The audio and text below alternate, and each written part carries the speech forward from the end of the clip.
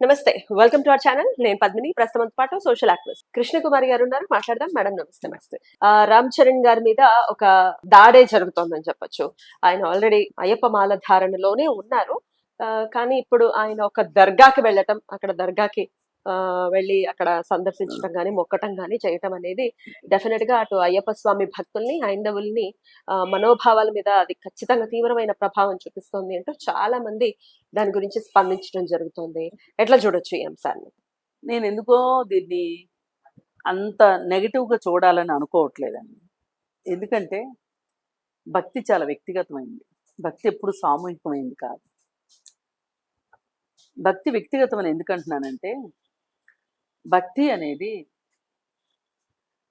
దేవుడి ముందు నమ్మేవాళ్ళు, నమ్మని వాళ్ళ సంగతి కాదు, నమ్మేవాళ్ళు దేవుడి ముందు ఒక ప్రశాంతత కోసం, ఒక తప్పొప్పులుంటే చెప్పుకోవటం, దేవుడికి కన్ఫెస్ చేసుకోవటం, ప్రాయశ్చిత్తం, ఏవో రకరకాలు ఉంటాయి. వాళ్ళ పాటలు వాళ్ళకు ఉంటాయి. దేవుడి ముందు నాకు అన్నీ ఇచ్చావు దేవుడా, మనశ్శాంతి అయితే లేదు దేవుడా, లేకపోతే నాకు మనశ్శాంతి ఉంది కానీ మిగతా అన్నీ లేవు దేవుడా, నాకు అన్నీ కొంచెం సమపాళ్ళల్లో, నాకు మంచి జీవితం ఇచ్చావు, నాకులాగా నా పిల్లలకు కూడా మంచి జీవితం దేవుడా, ఇలా ఏదో ఎవరి గోల వాళ్ళకు ఉంటుంది. ఈ ఎవరి గోల వాళ్ళ గోలని దేవుడితో పంచుకునేదాన్ని, దేవుడి ముందు ప్రశాంతంగా ఉండేదాన్ని వ్యాపారం చేసేసారు. ఎప్పుడైతే భక్తి సామూహికం అవుతుందో వ్యాపారం అవుతుంది. అది మీరు ఎక్కడన్నా చూడండి. తిరుపతి గుడి ఉంది. తిరుపతి గుడి లెక్కకు మిక్కిలి భక్తులు వస్తున్నారు. కేవలం తిరుపతిని దర్శించుకోవటానికి విదేశాల నుంచి వచ్చేవాళ్ళు కూడా ఉన్నారు. అలాంటప్పుడు ఏం చేస్తారు? ఆ విదేశీయుల కోసం ఒక ఎన్ఆర్ఐ టికెట్, డబ్బులు ఉన్నోళ్ళ కోసం ఒక రకం టికెట్, విఐపీల కోసం ఒక రకం టికెట్, ఏ డబ్బులు ఇచ్చుకోలేని వాళ్ళ కోసం సామాన్యమైన క్యూ లైన్. నిజంగా దేవుడు అందరికీ సమానం అయితే ఇన్ని ఎందుకు వస్తున్నాయి? దేవుడు పెట్టింది కాదుగా, మనుషులు మనం పెట్టుకున్నదే. నేను ఎగ్జాక్ట్లీ నేను అక్కడికే వస్తున్నా. మనం పెట్టుకునే కదా ఇవన్నీ. ఇప్పుడు ఈ మాట్లాడే రామ్ చరణ్ గురించి మాట్లాడే విషయం కూడా ఇవన్నీ కూడా మనం పెట్టుకున్నవే. ఇప్పుడు ఆయన అయ్యప్ప మాల వేసుకొని ఉన్నారు. ఆయన సంవత్సరానికి ఒకసారి వేసుకుంటారు.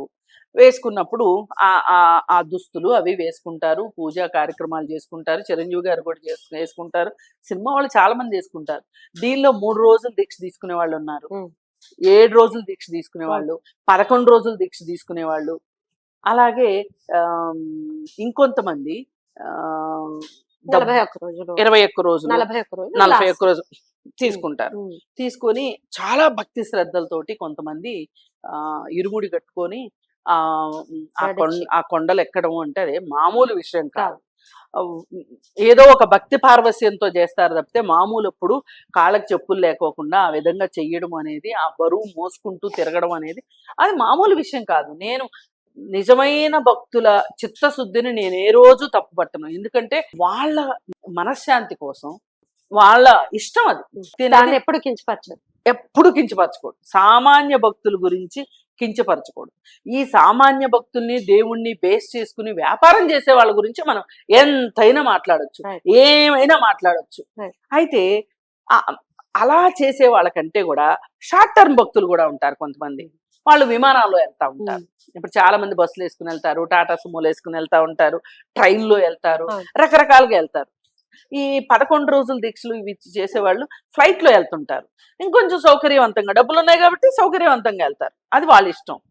ఇప్పుడు ఈ 41 రోజులు భక్తులు ఎవరైతే ఉన్నారో, ఈ నడుచుకుంటూ ఆ కొండలన్నీ ఎక్కుకుంటూ వెళ్ళిన వాళ్ళు ఈ విమానంలో వచ్చిన వాళ్ళని ఎగతాళి చేస్తారా? చేయరు కదా, చేయకూడదు కూడా నన్ను అడిగితే. ఎందుకంటే వాళ్ళ విధానం వాళ్ళది, భక్తికి సంబంధించి.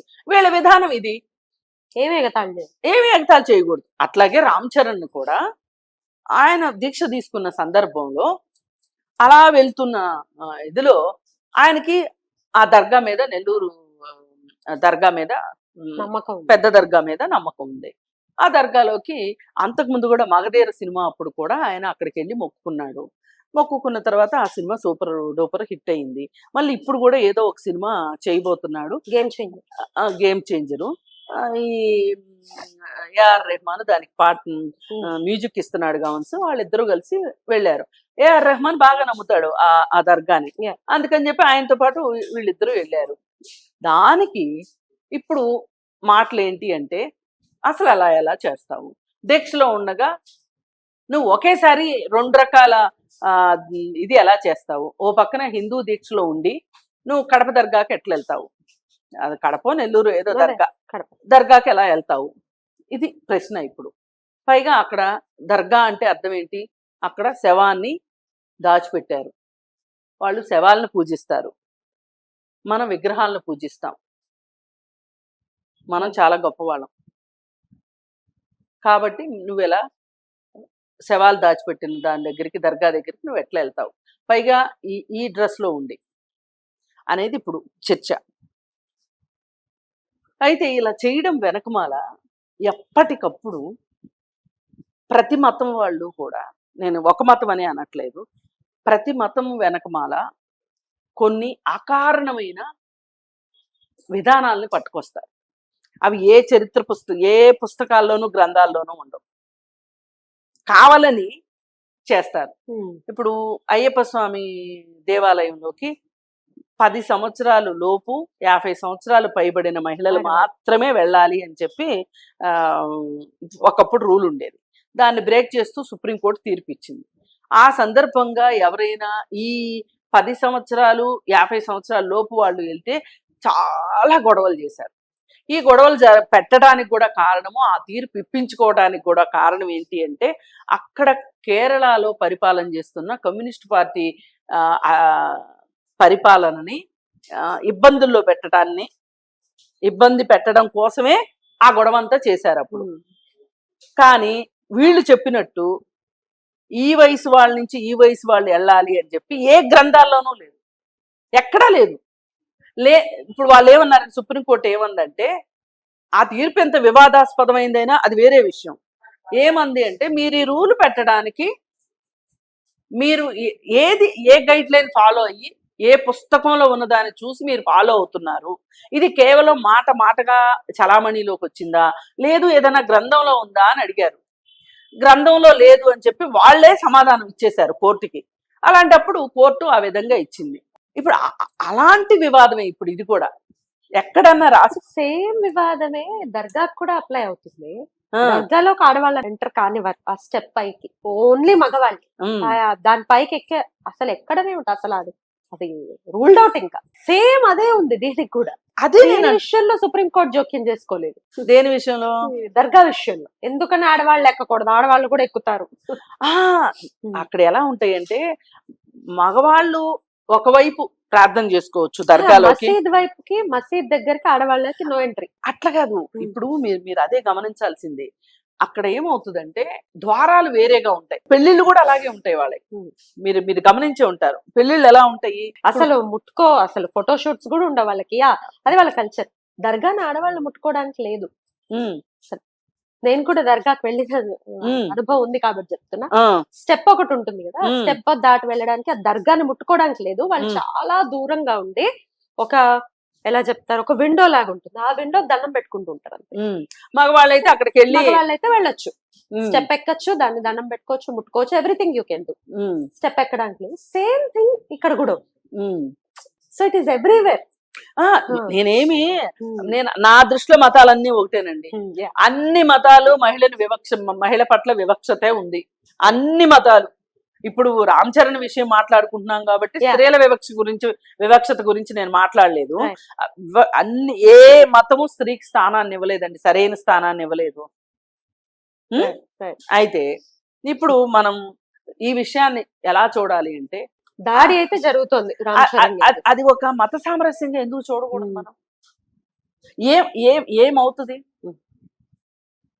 ఏమవ్వదు. మనం అనవసరంగా గింజుకోవడము, మనం అనవసరంగా అసంకల్పిత ప్రతీకార చర్యలకు పూనుకోవడం తప్పితే అవసరం లేదు. ఇంత వెళ్ళినంత మాత్రాన ఏమవుతుంది? పూర్తిగా వ్యక్తిగతం. అది వ్యక్తిగతం, దీన్ని అనవసరంగా సామూహికం చెయ్యొద్దు. ఇప్పుడు మీకు అలా వెళ్ళడం ఇష్టం లేదు, మీరు వెళ్ళకండి. అతను దాన్ని తెలియక వెళ్ళాడో తెలిసి వెళ్ళాడో, అంత ఆలోచన వచ్చిందో లేదో ఆ క్షణంలో అది అసలు అది రూట్ మ్యాప్ లో ఉందో లేదో కూడా తెలియదు. ఉమ్. అనుకోకుండా జరిగింది, వెళ్ళాడు. సరే ఏది ఏమైనా వీళ్ళకున్న అసలు బాధ ఏంటి అంటే హిందువుల గుడిలోకి వేరే మతస్థులను రానివ్వరు, సాటి హిందువులు కూడా రానివ్వని ప్రదేశాలు ఈ రోజుకి ఉన్నాయి. నోట్ దిస్ పాయింట్ అండి. మొన్నటికి మొన్న అగ్రకులాలు వెళ్ళే గుడిలోకి కింది కులాల వాళ్ళు వస్తామంటే మీరు మా గుడికి రావడానికి వీల్లేదు, మీరు వస్తే మేము ఇక్కడ సంప్రోక్షణ చేసుకుంటాము అని అంటే వాళ్ళు వేరే వాళ్ళ వాళ్ళ పల్లెలో వాళ్ళు గుడి కట్టుకున్నారు.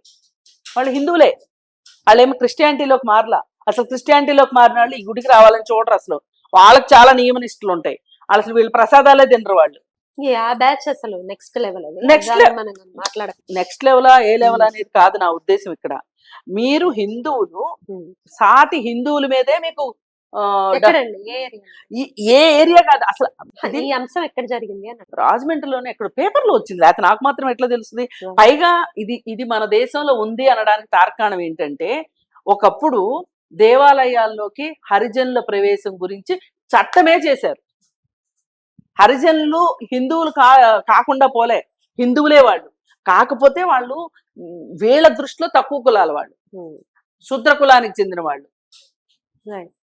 మరి మనమే మన హిందువుల్ని క్రైస్తవ మతానికి దగ్గర చేసాం నన్ను అడిగితే.